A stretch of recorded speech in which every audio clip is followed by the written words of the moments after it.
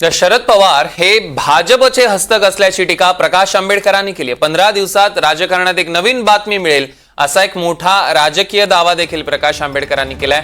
शिंदे आणि पवार यांचं पक्ष चिन्ह कायम राहील असं देखील त्यांनी म्हटलेलं आहे। तर प्रकाश आंबेडकर यांनी एक मोठा राजकीय दावा केलेला आहे। 15 दिवसात राजकारणात एक नवीन बातमी मिळेल आणि शिंदे आणि पवारांचं पक्ष आणि चिन्ह कायम राहील असं देखील त्यांनी म्हटलं। ते माझं म्हणणं आहे राजकारणामधलाच बदल आहे, त्याच्यामुळे 15 दिवस थांबा। काय शरद पवार परत पवार हा असताना पूर्णपणे शरद पवार हे पूर्णपणे बीजेपीचे हस्तक आहेत, त्याच्यातून कधीही बाहेर पडू शकत नाही। त्याच्यामुळे असताना देश पातळीवरती माणसं खेळणारी वेगळी आहेत, तुमच्या समोर असणारी माणसं वेगळी आहेत। आता या दोन केसमध्ये बदलतात का ते आपण बघू।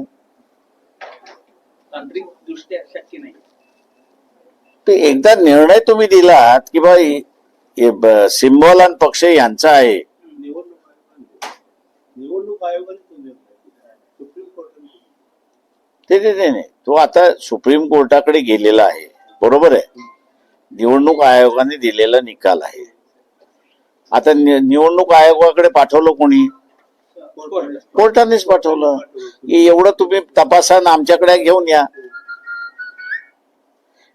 तो निर्णय सुद्धा सुप्रीम कोर्टाच्या वतीनेच निर्णय आहे, त्याच्यामुळे एका बाजूने त्यांचाच निर्णय आहे तो।